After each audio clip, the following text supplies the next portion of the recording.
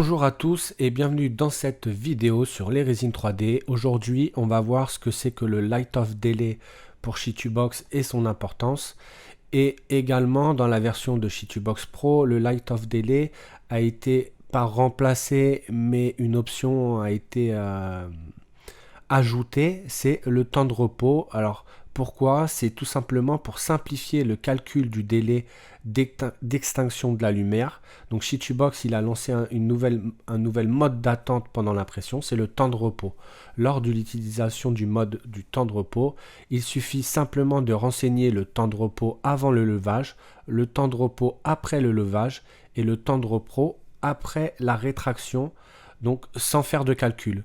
Et si on joue avec l'option qui est offerte à nous aussi donc dans Shitubox, si je vais dans mes paramètres, ici on peut voir le mode d'attente d'impression, c'est en français, autrement dit ici c'est Light of Delay, le délai d'extinction.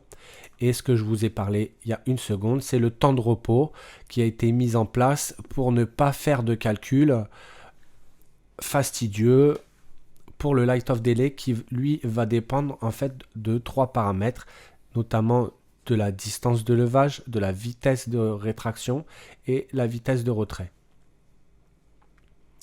Donc ici le temps, chacune des temps de repos peut être différent, hein.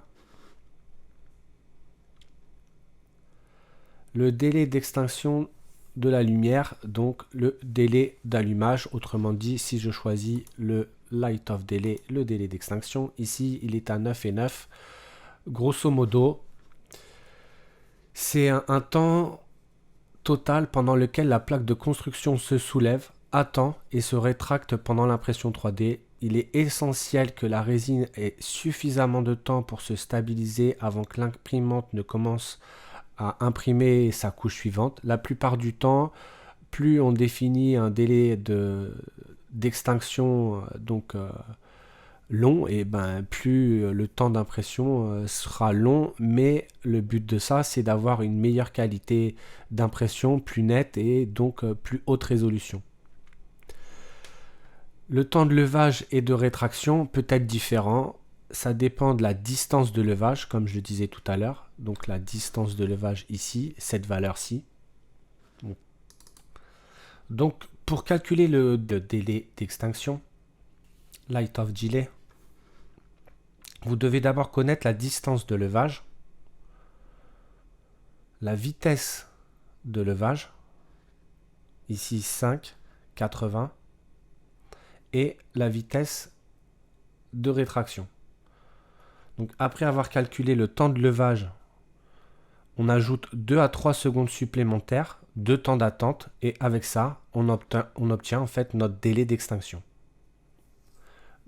Donc le Light of Delay, c'est égal au time for lifting plus le time for retracting plus le wait time. Le wait time, c'est les 2 à 3 secondes. Alors pour simplifier la chose, il existe un outil. Je vous mettrai les liens dans la description. Exemple, moi j'ai besoin donc de distance de levage de 5. Voilà, je vais rentrer une valeur de 5. Je sais que j'ai 80 de vitesse et de rétracte aussi en vitesse, je suis à 150. Et là, on peut voir que donc il me donne une suggestion de Light of Delay à 11 secondes point 2 et 12 secondes point 2 en max. Donc ça, c'est la valeur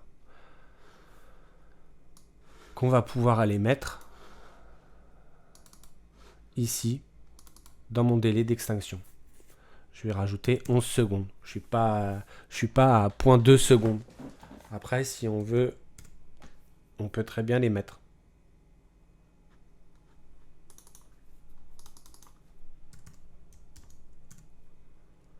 Donc comme ça, vous avez juste besoin de connaître la distance de levage, la vitesse de levage et votre retrait, le mode calculator, et on obtient le délai d'extinction.